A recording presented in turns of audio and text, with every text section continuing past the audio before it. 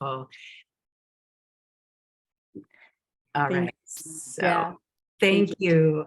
We'll have to record that. Yes. So Melissa was like, we need to record this. And it's so true. And we'll get that again. So, but thank you. Thank you so much. I have been grateful. I've been hosting these events, these story sharing events for over a decade, over 180 of them, mostly in person in New York City. And then of course, like the rest of us, bringing them online on this virtual stage for the last 2.5 years. So I am so grateful for it. That was a perfect way to start us. So thank you so much.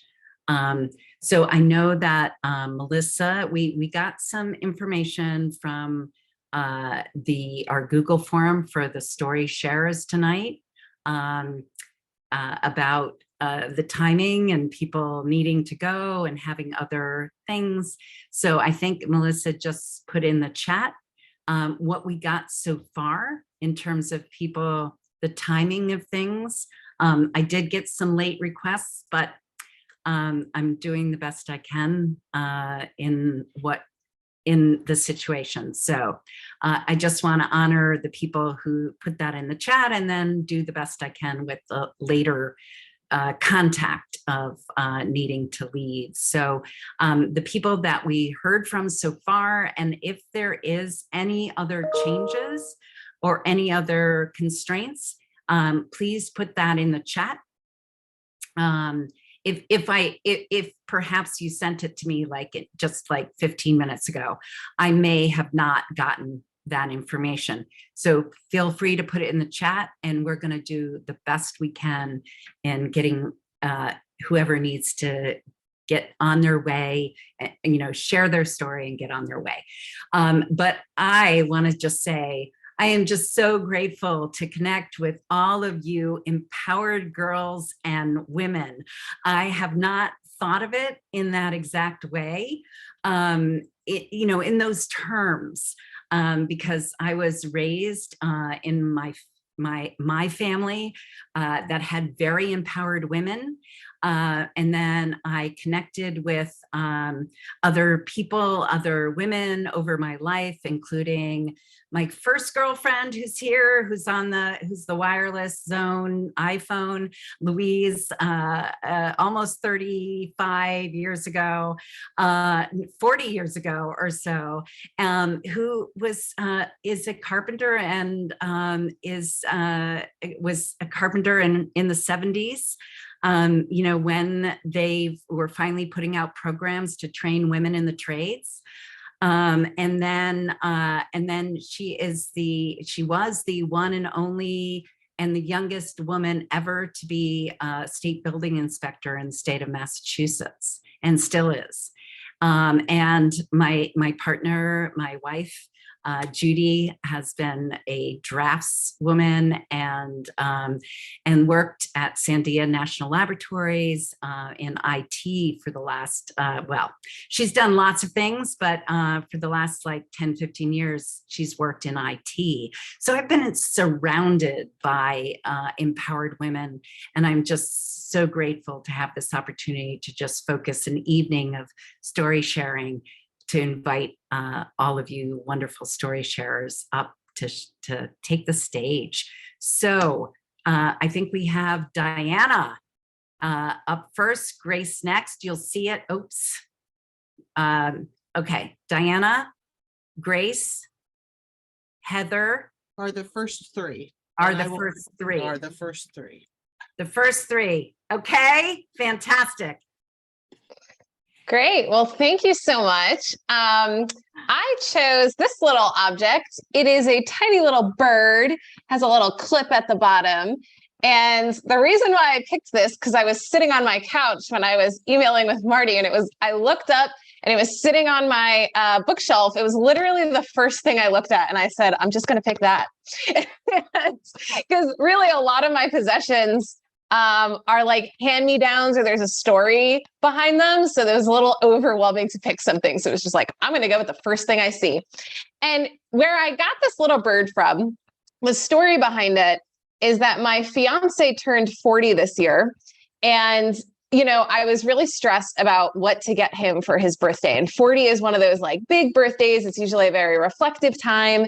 The man's in the prime of his life. And I really wanted to do something special for him. But we have a long history of not being very good about giving each other gifts. Like anytime we try to buy something for each other, like it just never goes well. So I decided that I wanted to throw him a big birthday party. And that was going to be his gift.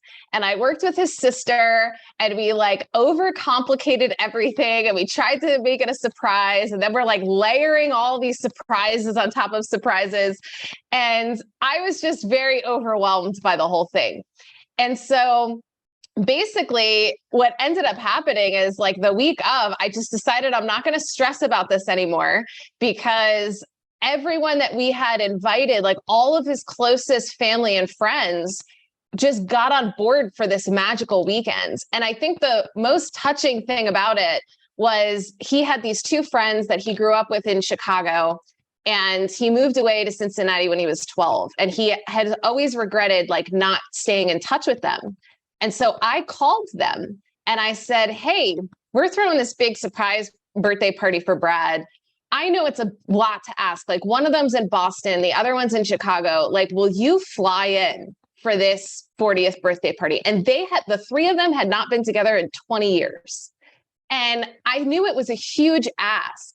They both have like families and kids, and like to ask them to come for the weekend. Well, they both immediately said yes. And that's kind of what kicked off this magical weekend. So on Friday night, one of his friends from Chicago came in, and we like surprised him with dinner, and he thought, okay, this is the surprise. And then we said, your birthday present tomorrow is to go play golf with this friend. So that was supposed to be the birthday surprise as far as Brad knew, right? So then he shows up the next day at golf and his second friend is there. And so now the three of them who haven't hung out in 20 years are now playing golf together, right? So then he thinks that's the surprise. So then he comes home and he had like half an hour to get ready for dinner. We show up at dinner and his parents are there, and his parents live in Wisconsin. So then they came in, right? So then that's like the third surprise.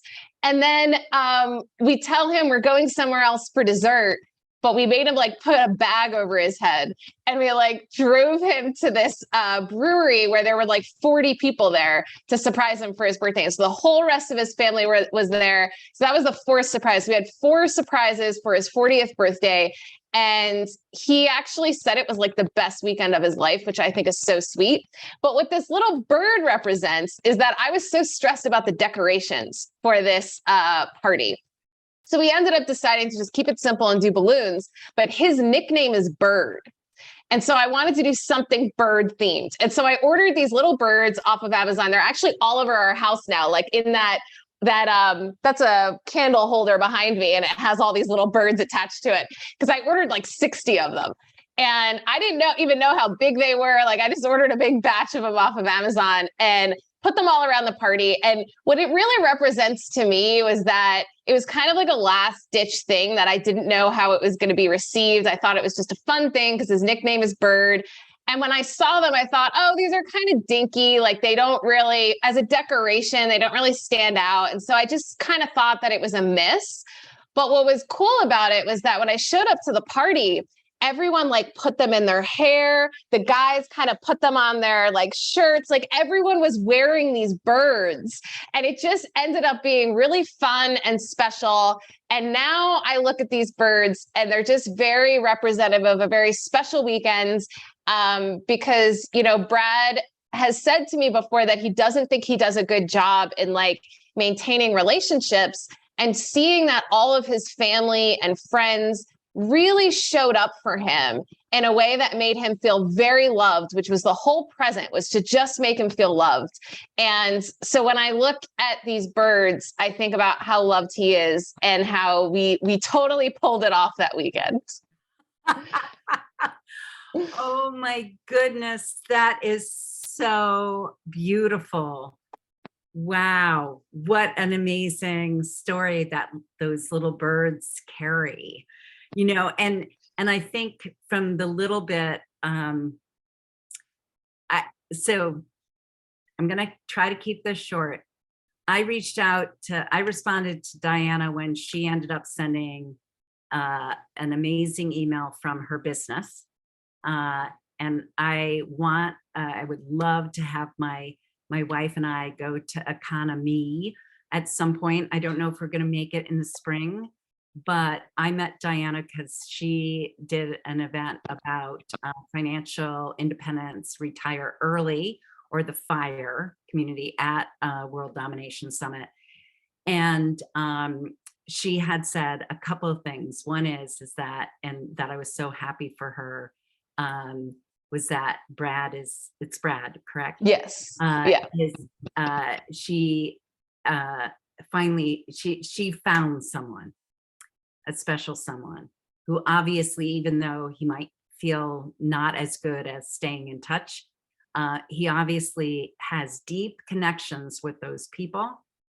And so they didn't expect him to do all the other things. They just love him. And so they'll show up for something like that. But Diana was brave enough to use her platform to talk about an experience of sexism and in the workplace, in the tech or financial and tech space.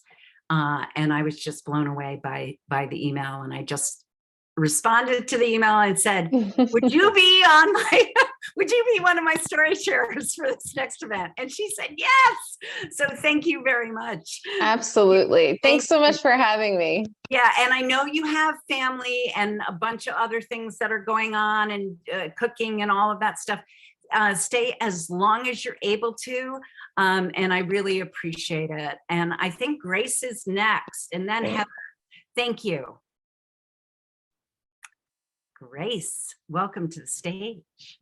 Thank you so much. So the object that I'm talking about today is very random. It is this makeup palette that I have, and it's like very colorful eyeshadows.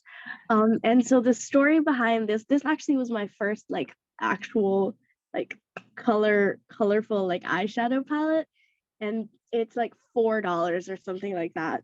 And this one day was having a really tough day, and I used this palette to make this whole look based around Cookie Monster, because that's what I felt like, and that's what brought me joy that day. And so I had like blue blush and teal eyeshadow, and I even like painted my lips this like ombre purple and blue, and it just brought me like so much joy. And I now think a lot about joy as a form of both empowerment and resistance, especially for minorities or people experiencing any kind of injustice or inequality, whether it's through makeup or through something else. But just like for me, getting this palette and using it in these types of ways was like one of the symbols for me that I was getting more comfortable asking for or doing what I want and what I need, even if it's like surprising or it's not what people expect from me, because it's what I chose and it's what makes me happy. And I still have it and I still use it because it still makes me happy. But I'm also ready to like put it away the day that I feel like I'm doing my makeup for someone else. So for me, it's a makeup palette, but for me, the palette is about choice and it's about joy, because like I know I deserve those things. We all deserve those things. And just looking at it and consistently using it in whether like I want to look like a mermaid or just like nothing, just whatever will foster joy is what it's for in my mind. So that is my story and that's my object. Oh my God, Grace, thank you so much. I just love stuff like that. It's like your joy is part of your gift, and keeping it close by helps you remain connected and, empowered, right? And take care of yourself. And I love you mentioned mermaid, and I was just thinking, I don't know if my wife is actually still on here. Hi, Jeff. Yeah, my wife has a mask on right now too, because she's in the ER. So I'm like, you must be in an airport. So but I found out recently, Grace, that my wife loves mermaids. So thank you for bringing that up, and thank you so much. Obviously, Grace is one of the girls. And where are you coming to us from? I am from the Philippines, but right now I am in North Carolina in the US. All right. All right. Well, thank you so much for joining us. So I believe it is Heather next. And then I think we got a message. I'm getting direct messages, and if you could message Melissa with anything, that would be excellent. If you need to go, because it's hard, but I think Heather's going next. And then I think we got a direct message that, is it Paolo's going after that? Can you correct me, Melissa, if I'm wrong? That is correct. That's correct. Hey, Heather Paolo, if I'm pronouncing that correctly. And then there was somebody else. But if there's I a got message, it. I got it all. okay, awesome. Got it under control, everyone. I'm Fantastic. empowered and under control. Yay. You're always empowered. So I would love to introduce you to Heather. Heather and Ellen, this is such a aligned experience with the work that I do. I connected with Heather and her business partner through Matt Paxton, or the TV personality from Hoarders. So she and her partner, Ellen, have started a tech company called Artifacts. So they're literally looking to helping people and looking for people and encouraging people to record to the object and the stories connected to those objects in their tech company, Artifacts. And speaking of which, if Diana, if you're still here, and also Grace, you as well, if there's any work that you would really like us to know that you're creating in the world, that you're doing in the world, your gift, your passion project, your mission, and we can follow you and connect with you, please put it in the chat. I will be collecting all of that information, and I will be sending a follow-up email, so that, because my events are all about connection and community. So please feel free to do that. And with that, I will pass it on over to Heather. Thank you. Thank you so much, Marty, and thank you for hosting this wonderful event. Very honored to be part of it. And it looks like Grace might have left, but a big thank you to Grace for sharing that story. I really wish my daughter was watching for that one. That was really special. And so my object tonight is it's called a challenge coin, and it's actually a Distinguished Service Award for my time in Afghanistan. And when Marty first mentioned this topic in this evening, my first thought was, oh my gosh, this coin. And it's not so much the coin represents what I did over there, but it's more about the empowerment and what it means to me, and also the story and kind of the life lessons I want my daughter to know. So I went overseas to Afghanistan when I was 28 years old. I was the first woman in the position that I held over there. I was terrified out of my mind. I remember getting off the airplane and smelling the thick smoke and almost that tar-based smell on the ground, and thinking, what have I done? There's no easy way to contact home. There's no, easy way to stay in touch with loved ones. I am here and I have to function in a war zone and function really, really well. So needless to say, completely terrified, but you get into the work and you do it. You work 18+ hour days. It was, I think, the most exciting and rewarding work I've ever done in my life. And I'm so thankful and very appreciative of having the experience, but also being able to do the good things that we did while we were on the ground. So coming back, I got back home, and about 6 months later, I received the award. And I've kept this kind of near and dear to me. And one day when my daughter is old enough, I'm going to tell her the full story. But for me, it really embodies the lessons of just perseverance and grit and determination, and not letting anyone tell you you're too young or you're too female or you're too this or you're too that or you can't do this. I had to fight really hard to actually get over to Afghanistan and serve my country in that position. And I want my daughter to know that. I want her to know it's worth the fight. And I also want her to know the other side too, that, sometimes it's okay to be scared. And when you're scared, you can do your most powerful work and you can help people and you follow your heart and do the goodness of your heart. And you can do a lot of good in the world. So that to me is what this represents to me and how it represents empowerment and doing good and also being true to yourself. And that's the story I want my daughter to know one day. So thank you so much, Marty, for letting me share. Oh, Heather, that is beautiful. That is so important. I am so grateful. I have some other military connected friends on this call and in my life. My father was Air Force in the United States.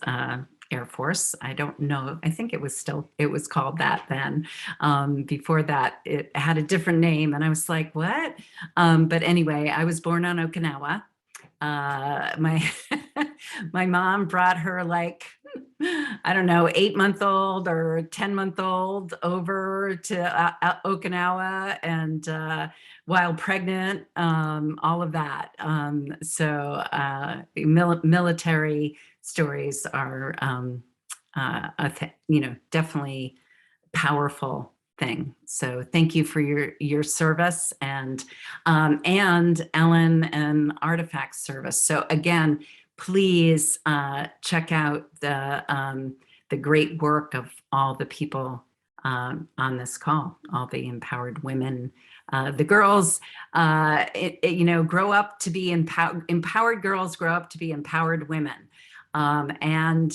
We can keep that rolling, right? So who's next, Melissa? We have Paola and then Sammy and Phyllis after that. Oh, Phyllis did finally make it. Oh, yay. Okay. All right. So I see Paola here. There she is. There she is. Hello, good night. Hi, good evening. Good evening. Well, I'm Paula, and tonight, my object that I brought to share with you all, it's my journal. I'm very, very passionate about writing. I really love writing, and as a migrant and as somebody that has gone through a lot in her life, changing countries, adapting to new cultures, challenges, so many challenges. I've found my way to connect with who I really am through writing, through living every experience on the paper. Like, is this thing that is not very expensive.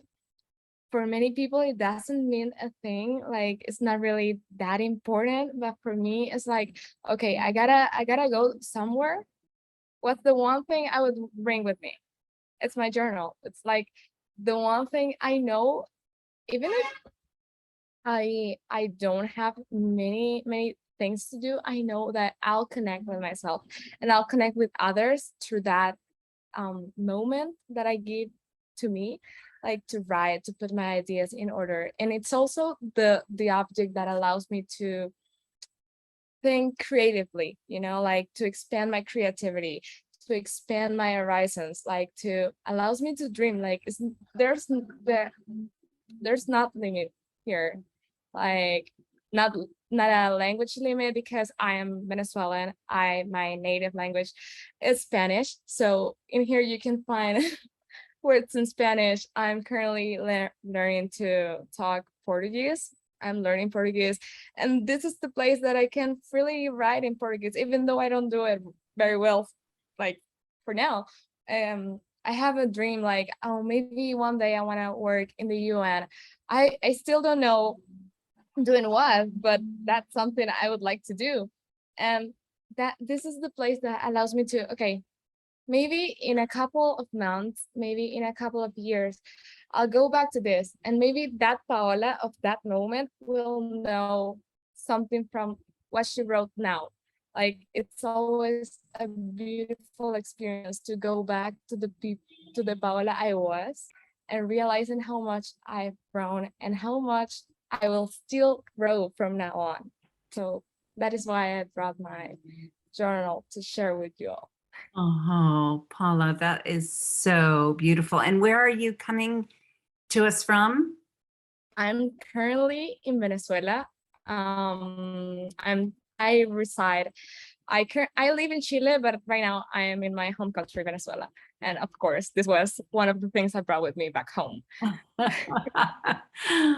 And I absolutely love the stories of like, what do you actually bring with you when you can't bring everything? So needless to say, I connected with Laura and Sarah, and She is the Universe through the World Domination Summit. And there are a lot of digital nomads and a lot of tiny house livers and people who travelers of the world, and they can't bring everything.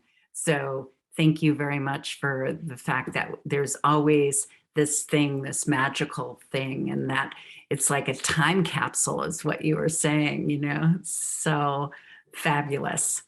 Thank you. Thank you so much. And who's next, Melissa? And thank you everybody for being look and listeners too, even from the ER and and an airport, more than likely, Jeff. Thank you. And an office, perhaps, Christopher, and wherever else you are, Alice, nice to see you again. Louise, like all your different places. Thank you for tuning in. We have Sammy is up next.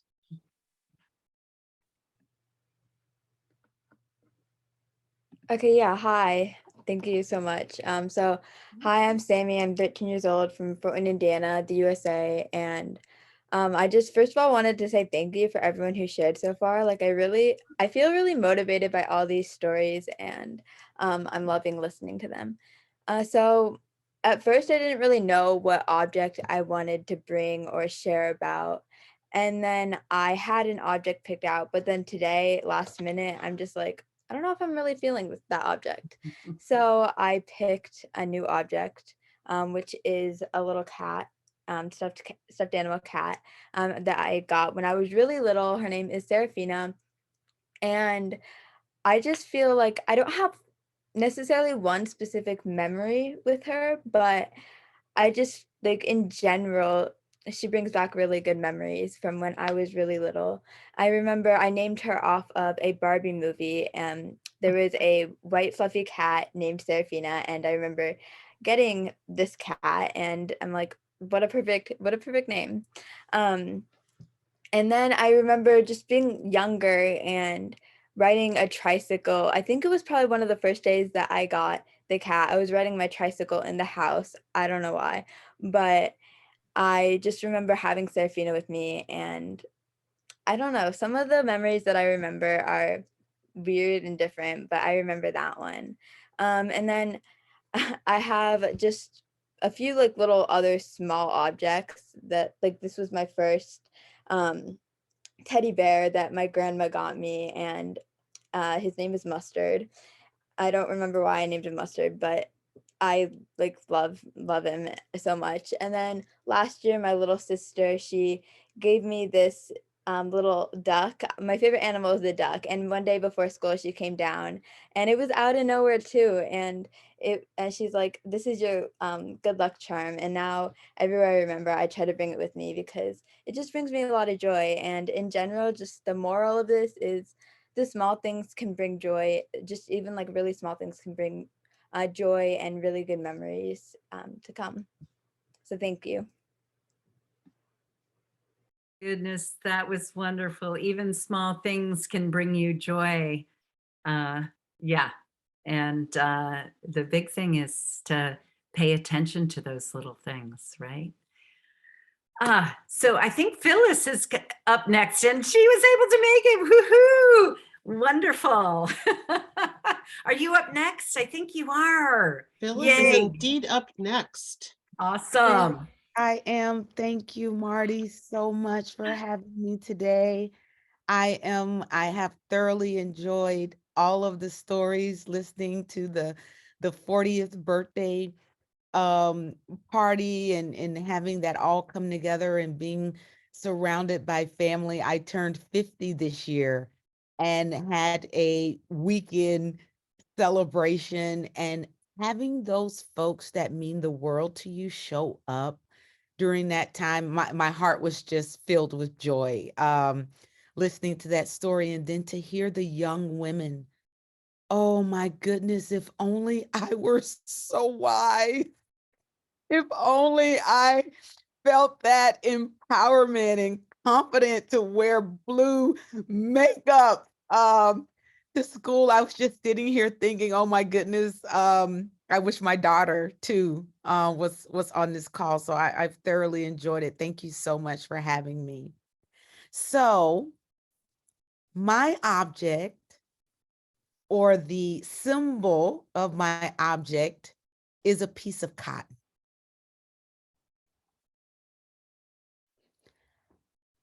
And I'm going to enter into my story this way. My name is Phyllis Braxton. I am the CEO and founder of Pink Consulting LLC. Pink stands for Pursuing Intercultural Needs and Knowledge. I provide trauma-informed coaching, intercultural assessment, diversity, equity, and inclusion training, motivational speaking, and keynotes to audiences all over the world.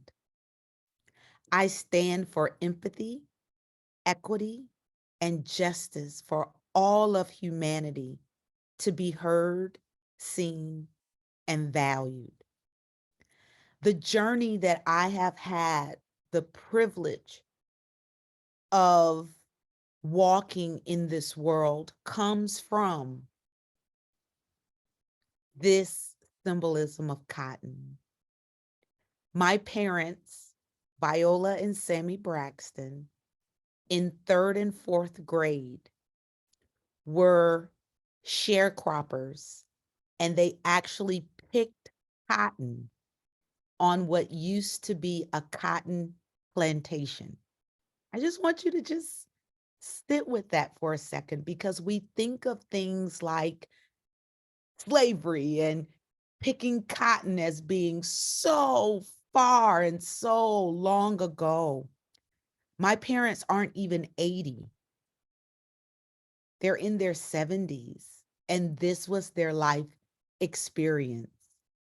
My father has about a 4th grade education, and my mother has about an 8th grade education because of the poverty, the deep rural area that they were in at the time, and being Black. Working versus education was more of a value. And they grew up and lived into the belief that all of their children would have a quality education, because they knew education is one of the only irretrievable divides between the haves and the have-nots. And I would not be the CEO and founder of Pink Consulting. I would not be the author of a book that's coming out next year. I would not be the newly creator of a nonprofit for women and girls called Whole Soul Inc. without their determination, without their sacrifice that they gave. And all 5 of their children are college educated. Between the 5 of us, there is an associate's degree, 4 bachelor degrees, 5 master degrees, and I am currently working on my PhD.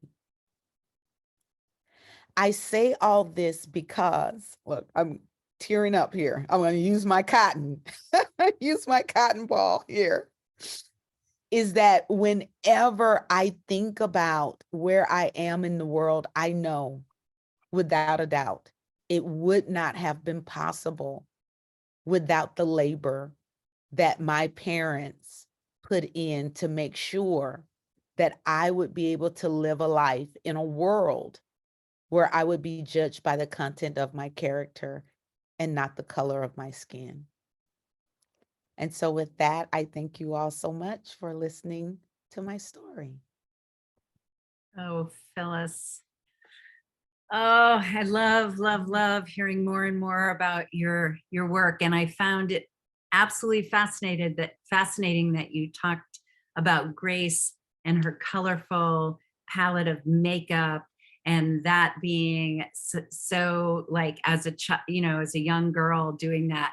And yet, and beautifully, because you embraced it as time went on, and now you're as colorful a person I have ever, like your pink hair and your like you just are so present, so out there, and doing such important healing work. And I am so glad that you got a chance to be a part of this with Laura and Sarah, because it seems like talk about a connection that is so, you know, so right. The work that you're doing with your nonprofit, you're just recently born nonprofit, and the work that they're doing in the world. I see lots of collaboration opportunities as we move forward.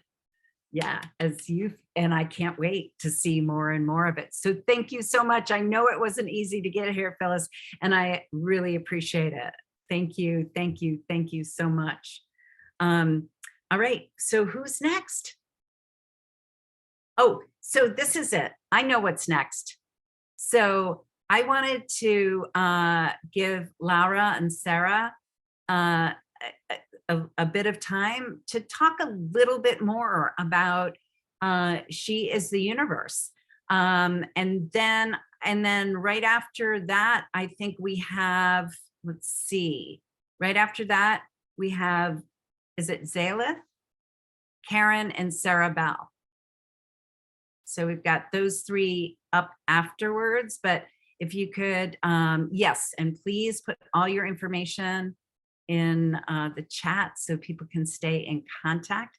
But Laura and Sarah, will you take it away and talk a little bit about She Is the Universe? Yeah, of course. So what we do is like at She Is the Universe, instead of sharing, Laura and I sharing about it, we'd love to kind of show you through this video.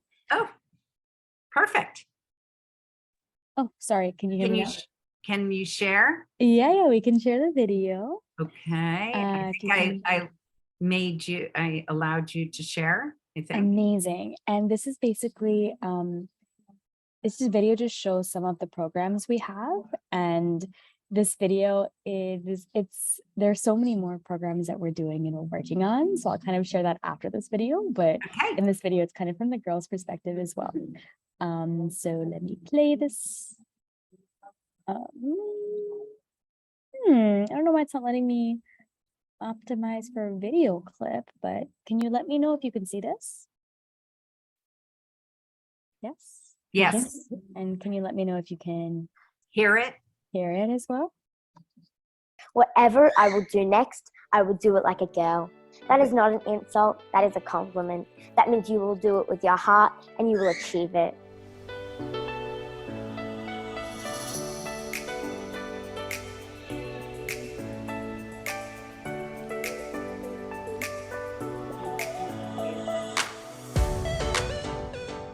My name is Paula. Hello, I am Isabella. I'm 17 years old. I'm 18 and I'm from Zimbabwe. From Portland, Indiana, in the US. Hamilton, New Zealand. We first are gonna do a Mentimeter. So the question is, how do people, society usually see girls? Express what I feel. That feels so great. Aside from becoming a teacher, we also dream of becoming a singer and Those are just some of our biggest dreams. And this song is about following your dreams. Just knowing that we have a community and that anywhere in the world that you go and you like see another girl and like you lock eyes and you're like, okay. I don't know if it just like makes me feel safe.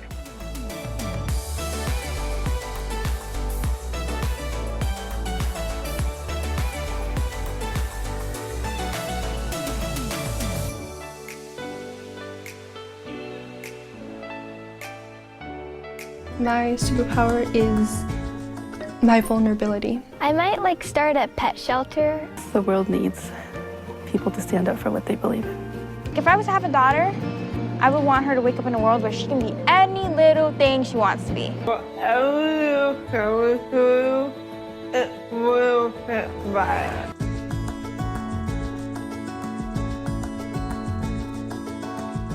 everyone has something different and unique they offer. When we facilitate or when we create these communities, we want to create a space where we can tell stories and ask questions and do activities that will stick with people.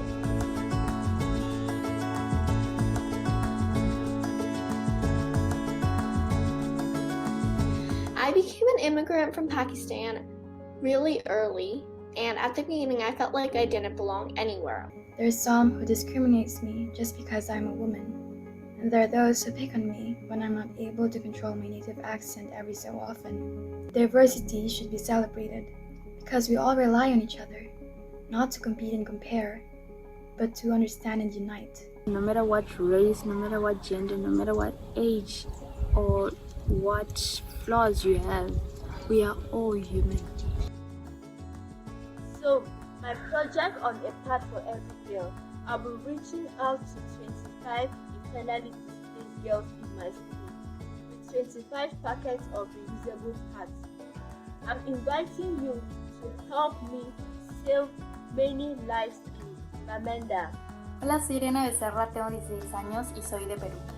Siempre creo que las personas neurodivergentes son personas demasiado inteligentes, creativas y súper talentosas, por lo que me gustaría empezar a hacer campañas en los colegios.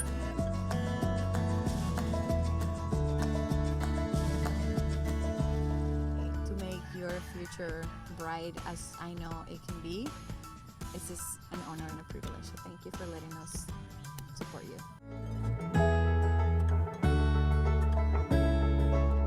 What was it again? 1, 2, and 3.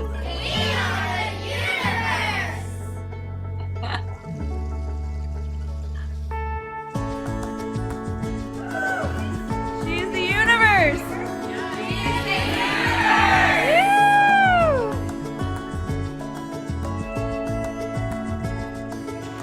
Welcome to the Philippines!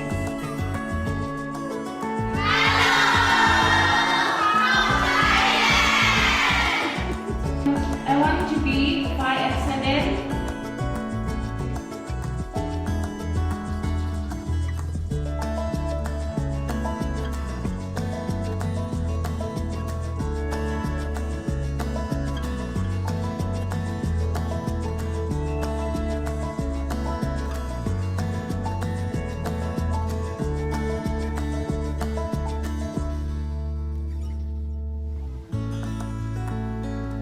Un, dos, tres, yo soy el universo.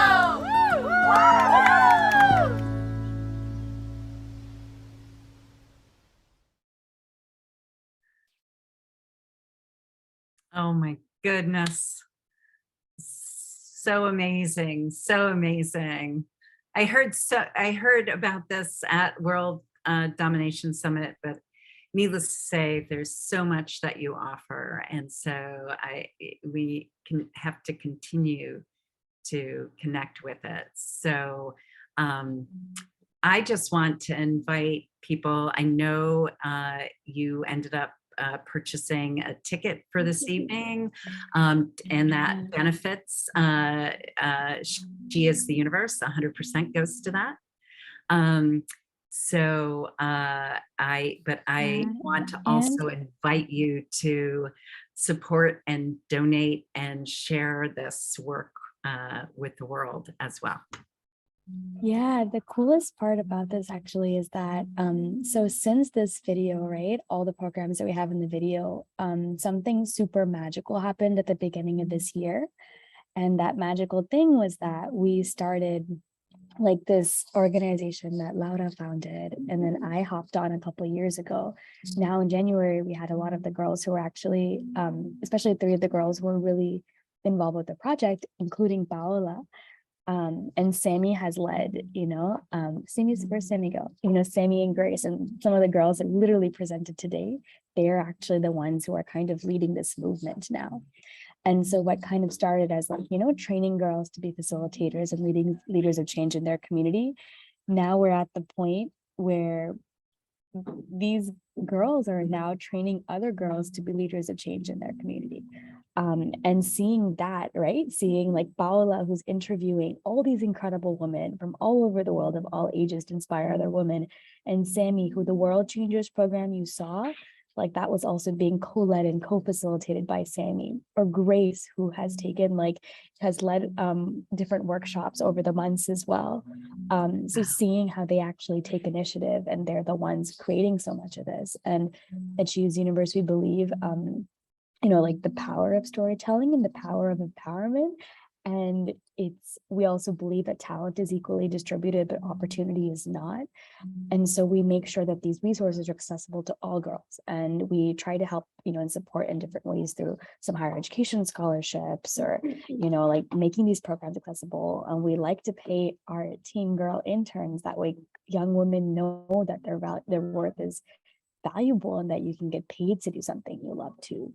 And so one thing that we've been working a lot, and we're so grateful for Marty for being a part of this as well, especially as we have this online global program, but Laura and I, and hopefully you can bring other girls into this, are planning to go from country to country to do leadership retreats in person as well, like we did in the Dominican Republic, because that's even more powerful when you can go in person and reach girls who also may not have access to, computers and Wi-Fi and are from rural communities as well.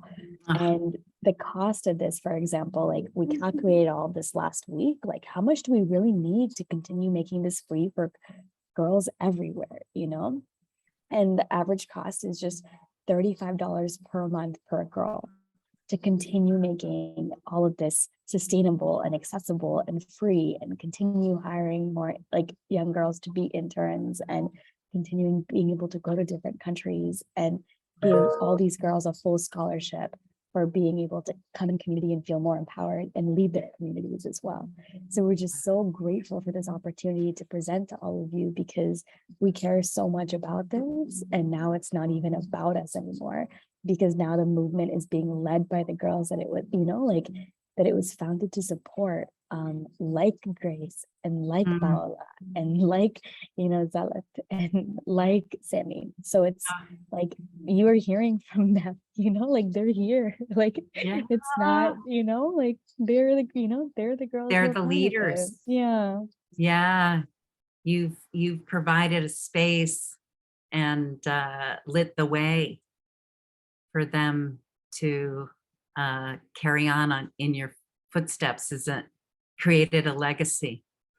Yeah, and I want to say something, Marty, also that Sam touched on, but I think it's very important that sometimes we forget to say, and that is that we want to keep all the programs always free for the girls. No matter where we go, no matter what we do, that's the goal for us. And we want to be able to reach, we're ambitious. We're like every single country in the world to have girls coming in community in this way, either online or in person. And so this is the girls that are leading the movement now are, the leaders that we're training, and then they are creating all of this. There's a podcast that's being produced at the moment. They have another program that they're creating. So there's so much that it's been created by the girls, and we're just supporting them so they can have, like in the future, even more resources to be able to create everything that they know that the world needs right now. Oh, it's amazing. And you are phenomenal. I mean, I appreciate what you said about, people have this inherent dream or passion or ability, but being able to put it into such a moving video or film is really, an amazing. Laura, you're a phenomenal storyteller and story weaver and connection and community builder.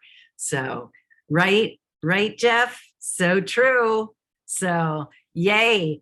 So I think we have Zelith. Is it Zalith? Up? Salith. Huh? Salith with the T at the end. Salith. Okay. Exactly. Thank you so much. Good evening, everyone from Lima, Peru. Here I bring my teddy bear. And to be honest, I was looking for some objects that were had a really meaningful meaning for me. And I was looking at the top of my closet, and I remember that everything that I saved for a long time on the top of my closet is because it has history, So I found this one, and when I saw it, I had a flashback. It was my birthday, number 8, okay, and my mother organized a party for me. So she invited my family and friends, and this was one of the gifts that I received from my Papito César and Mamita Maruja, as I used to call them. They were kind of my grandparents, but they were not at the same time, but they had a heart of gold and an important part of my childhood.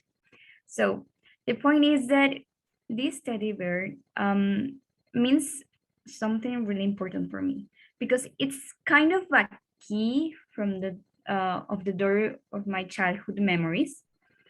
And most important, it's a reminder of that my Papito Cesar, who is done more in this world, but I think that he's always taking care of me in some way.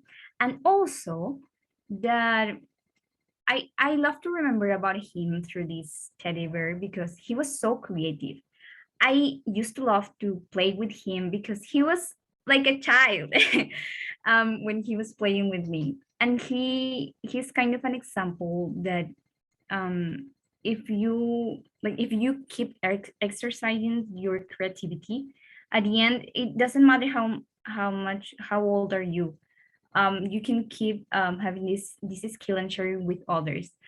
And also there is something special also about this, that my childhood was a little bit challenging in some way. So it also is a constant reminder that even though I had these difficult moments with my mother, grandmother, and aunt, there's probably 1% of this 100, this total, that has something positive to share. So I think that we can be optimistic of these little things that we can have during tough times. And yeah, that's it. Thank you so much. Oh, thank you so much. I love the stories that get attached to teddy bears, the connections, and right, your memories of, and how it's, they stay with you, so as if they're a representation of that goodness in your life, right? So thank you so much.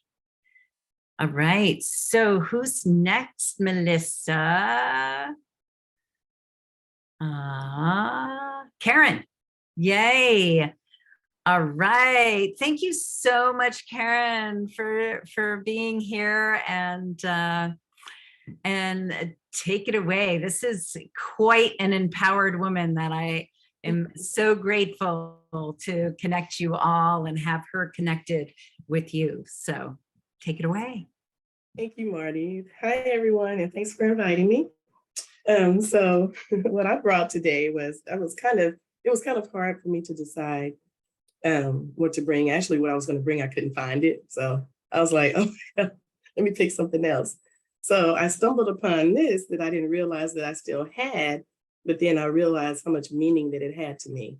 So this is my first COBOL program that I wrote in 1996. So I kept it because it's like the story of my breakthrough. So actually, if you can see, I don't know if you can see, but you can't see, but I made 100. So anyway, it was on this old dot matrix paper. You can see it's like thousands and thousands of lines, right?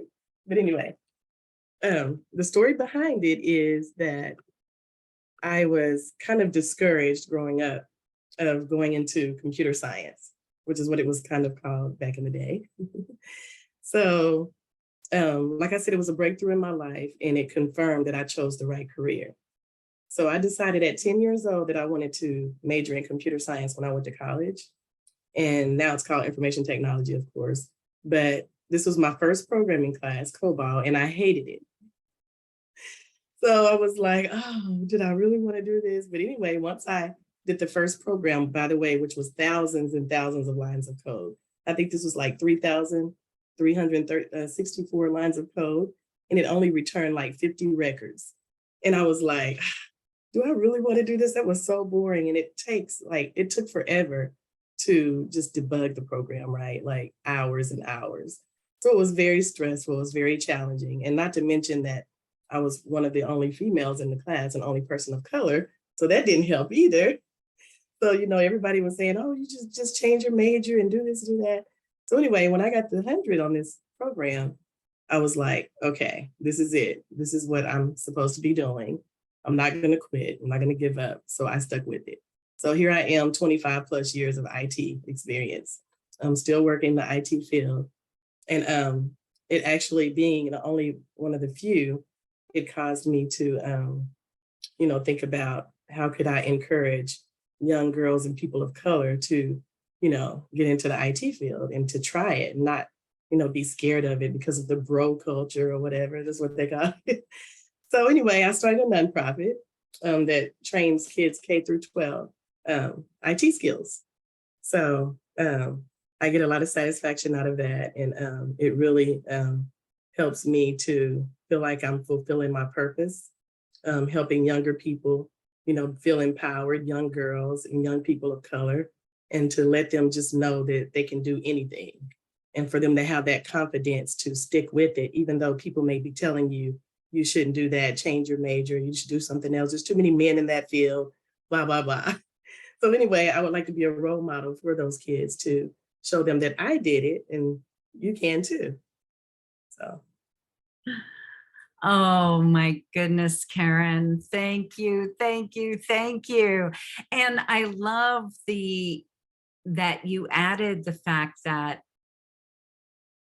I think this is the biggest challenge these days is that there's this sense of you can have this like immediate reaction to something or an immediate attraction to something or an immediate, you're good at something right away or it comes to you easily. And you talking about how your first thing, you hated it. I mean, I think that that's an important part of the story, that there's stuff that, it's not the easiest thing, but there's still something about it that pulled you in and that's the whole thing is that then you found your way to like that for yourself. And then now you're sharing that with the work that you do. And so please, please, please, put into the chat the information of your work. And I'm like, you, and I've got to have you on my podcast for sure, which is a brand new podcast called Things That Matter with Marty McNabb. And I had John Luke West on. And as a matter of fact, on his about page, his history page, he talks about having the first coding manual that he got from his brother who was really excited about it, but then was like, yeah, it's not for me. He still has it. So thank you, thank you, thank you. And who's next? We have Sarah Bell next, followed by Amanda. All right. And there they And are. is that realistically, are we actually kind of wrapping up almost on time? We are doing a great job of staying on time. Awesome. Thank you so much. And welcome, Van Cooley. Nice to have you. And welcome, Sarah and Amanda. So, oh, is Amanda going first? Hi, Sarah. She's just trying to help. I can go if you want, but I think Sarah's the important one here, right? Yes, Sarah was the featured story sharer. Yeah. Well, so I can tell you a little bit about us. So we used to be in the military. It's we. And I didn't work there. She was the one with the guns and everything. Oh, anyway, so I was in for about 12 years, and I really related to Heather's story earlier. So that was really lovely. And I think in about 2019, at the end of 2019, we got out of the military and we moved back to Texas, where we've been for the last couple of years. And Sarah has, started playing sports here in San Antonio, and she's been playing softball for the last few years, and she's always wanted to play baseball like Daddy, because Daddy loves baseball. But when we lived in Devine, which is really close to where we live now, but it was a small town, they wouldn't let her because girls were supposed to play softball. But what happened this year? I got to play baseball. So this season she is playing on a baseball team. And how many girls are on your team? One. She's the only girl on her team. And do you get picked on? One boy. One boy picks on you? Yeah. Sometimes the boys, especially boys on the other teams, when they see that there's a girl, they can heckle a little. So yeah, it's not exactly the easiest, but something really awesome happened the other day. Do you want to tell your story? I hit a home run and made it all the way around the bases. She hit a home run. I was the only one there. There weren't anybody else on the bases. And it was like the last inning. Yep. So even though she was told for several years now that, oh, you can't play baseball because you're a girl, she decided She decided to play anyway, and she kicked butt. Yep. She showed everybody. The whole stand went crazy, and it was absolutely phenomenal. She was so excited. Careful, baby. Very excited. Yes. And you can check it out on Instagram, right? Her home run. Oh, Facebook too. We actually have a reel up on Facebook. If I can get the link, let me try to get the link, and I can. Please. Maybe. Please share. Okay. Yes. Okay. Share the reel. Yeah. So if you want to see, the hit, you can go to our Facebook page. We have a family Facebook page because we love to travel and we also document our journeys in our life. But we have 2 reels that show Sarah's awesome hit. So you can go check that out. One of them you can hear Daddy screaming the basically entire time, but you can also hear Mom screaming a little bit, and then in the next one you just hear Mom screaming the entire time. We were excited. It's always good. Mom's is better. The better view and everything. So Amanda and Michael, Classic. Michael through a mastermind where I also met Melissa. And they do world schooling. So they have traveled all over the world. They have Sarah, of course, and then they have is Adrian 2.5 years old? He just turned 2. 2 1/4, Just basically. turned Just 2. 2. Okay, so they have a 2-year-old, and Sarah, you're 9, 8? 9 turning 10 in December 3rd. Oh, wow. So anyway, I hope that you can stay connected with She Is the Universe, and of course, the work of the, I don't know what Phyllis is coming up with, but of course, Karen as well. In let's see, I Can Code Too. So I hope you all stay connected to one another. And so with that, Marty, we have time for one more story. Share if there is somebody who would like to raise their hand and share a story. Yes, good to see you, Alice from Brooklyn, New York. It's been a few long time. Hello, the Mary. For some reason, I didn't know any Marys, and then pretty much at the same time, I met 3, and they're really, really good friends of mine. And so I called them the 3 Marys. And yes, I was raised Catholic, but I've never had this many Marys in my life. So I called M cubed. And they all reached out to me during this time. So anyway, Melissa, do you have a story you want to share? Because they're very rarely 2 Melissas in the same room. Right. I know. Ever. And so I'm going to call her out like straight away because we got to support each other. We are like a rare breed. Yeah, that's right. A rare breed rare breed for sure. That's right. And it's funny you mentioned the M cubed because my my full name is Melissa Mebane Melton. That's my maiden name.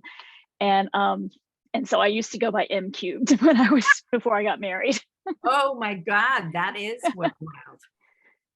So evidently I didn't get the message about this being an empowering kind of presentation tonight. So I sort of was going back to a Halloween theme. And so I'll try to make this, I'll try to find a way to make it work. But so this is a childhood Halloween memory here. When I was about 9 or 10 years old, my dad bought this old abandoned house that was across the street from our little duplex in Roanoke, Virginia. It had been abandoned for many years and everybody in the neighborhood thought it was haunted. And Mom relished the idea of that. And so Dad started fixing it up for us to move into. He was cleaning it out, fixing the kitchen, putting in a new bathroom, stuff like that, working all the time over there. As Halloween approached, my mom got the bright idea that we should decorate the house to be a real haunted house. And so she and I really got into it. We bought all these decorations and we got black lights, which you don't hear about anymore, but they make things glow in a weird way. And we brought over a record player to play a vinyl record of Disney haunted house sounds, all while poor Dad was working his hands to the bone on the new bathroom upstairs. So that afternoon, or the afternoon of Halloween, Mom and I had everything mostly done, and we went back across the street to get dinner started. And when it was ready, she asked me to go back over to the house and get Dad to come in for dinner. So I skipped across the street and went up the porch steps. And as I was about to go in the open front door, a gust of wind blew it shut, and a body fell in front of me on the porch. And I was like, and I screamed. I thought it was my dad. And I ran as fast as I could back over to our house and said, Mom, you got to come. Something's happened to Dad. And she burst out laughing. And she was like, go back and take a closer look. Well, I was still scared. So I made her come with me. And we got to the porch and I saw that it was just a dummy that my mom had made with stuffing towels into Dad's clothes. He was fine. He was still upstairs working on the bathroom.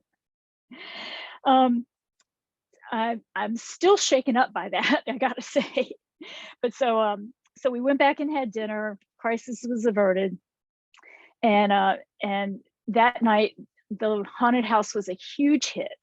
Our little street was just 1 block long, and we never even had trick-or-treaters on that street. But that night, cars were lined up down the block waiting to see this house.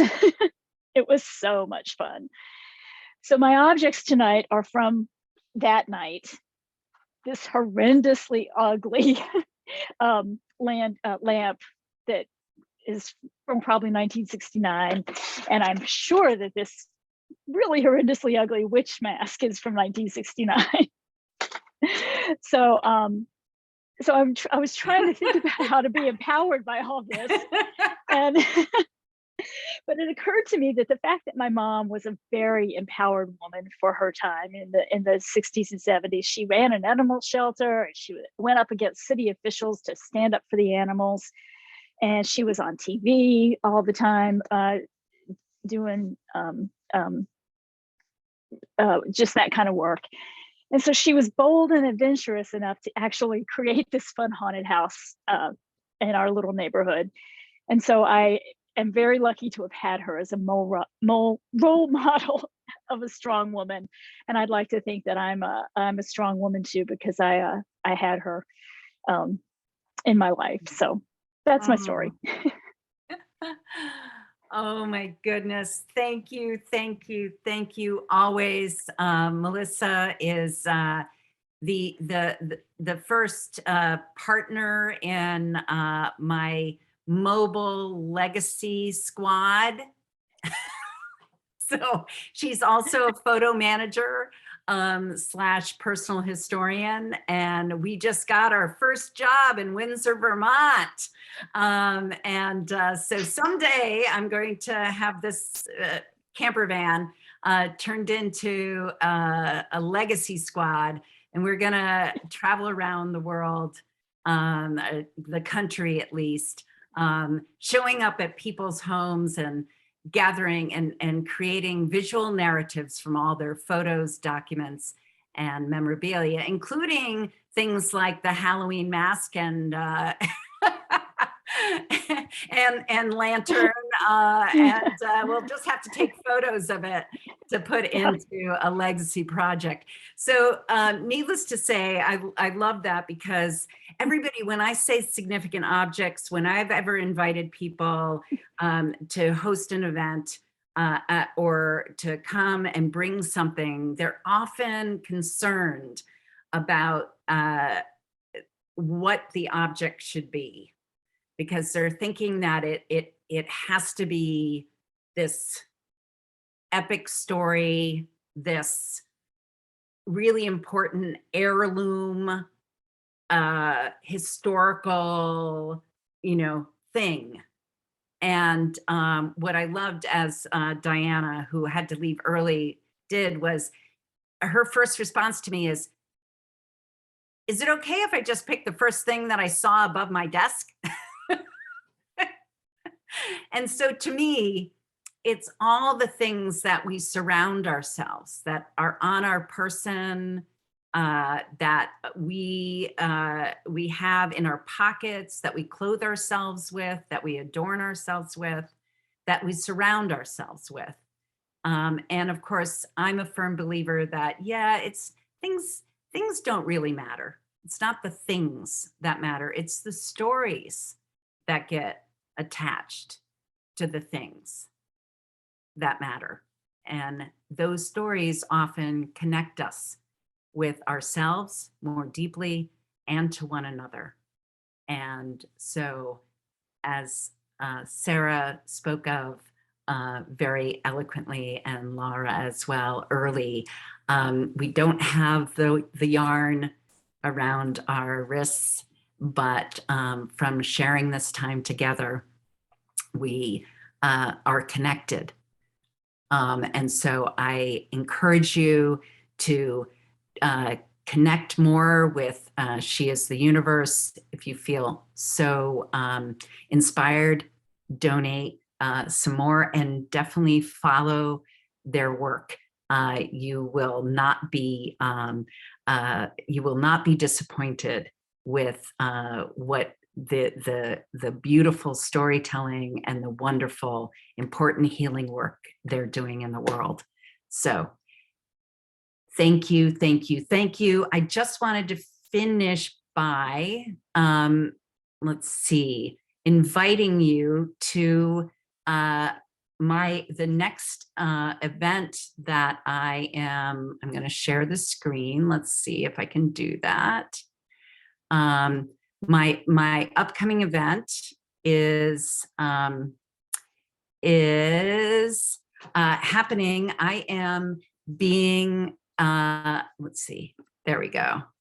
I was invited to host another event as part of the deaf education, and that's not deaf, although I'm a sign language interpreter as well, but the deaf education program of the Greenwood Cemetery in Brooklyn. So I am doing a special event. It's about kitchen stories. It's about objects and things, aprons, cast iron skillets, you name it. Anything related to the kitchen, photos, of course.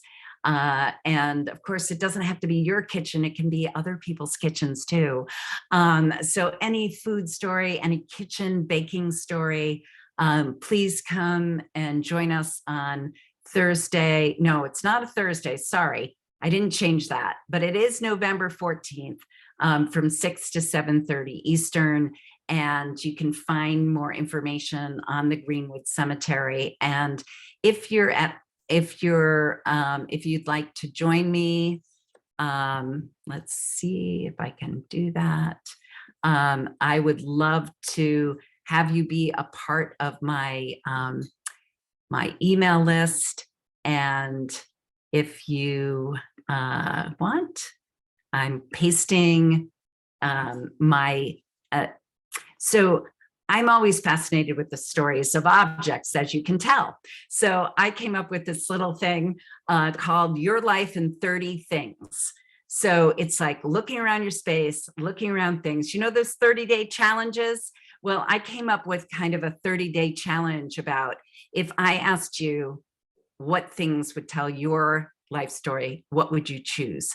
And so if you are interested in continuing this thought and process and connection about what our things tell about us, please go there and add your name to the email list and join me so I can keep you posted about my next events. So thank you, thank you, thank you, Laura and Sarah. And come off of mute and yes, and you can please say some final words. Thank you so much. We just want to say how grateful we are for everybody who joined us today, who support. We're just your ticket as well. For everybody who told a story, for the girls that show up, and also everybody who it takes some bravery to come and talk about an object that sometimes is so personal to us that reveals a little bit more about ourselves, and but that really connects us all. So thank you for this moment of connection. Please, if you feel it in your heart, you want to continue seeing the world shine and be a better place, and want to support the work that we're doing, also the link is on the chat. And everybody that has, I heard so many people that are working with girls, please, or youth, please reach out. Our information is there. We'd love to. We're very big on collaborations, and I'm trying to find ways to intertwine our programs with other people as well. Send girls to your programs, or bring girls to also, so that everybody can benefit from everything that we are all doing, because that's what we need to do now. It's work together, all of us. So thank you so much. Sarah, if you want to say something to We're just really grateful. Like, I think this is such a beautiful event. And from hearing everyone's stories from, Sarah's home run to like Phyllis and the cotton ball to Grace and her makeup, like, and Paula's journal, like, there's just so much to reflect on. And this makes us even more excited about the power of storytelling and sharing stories and hearing stories, and just makes us feel really connected to you all, knowing that we're all in this together. So thank you. Thank you. And if you have girls in your life, please share this with them as well. We're open and we work with girls from 12 to 21. So we'd love to be able to support even more girls from everywhere. Thank you, everybody. All right, Sarah will have to wait a couple of years, but she's coming.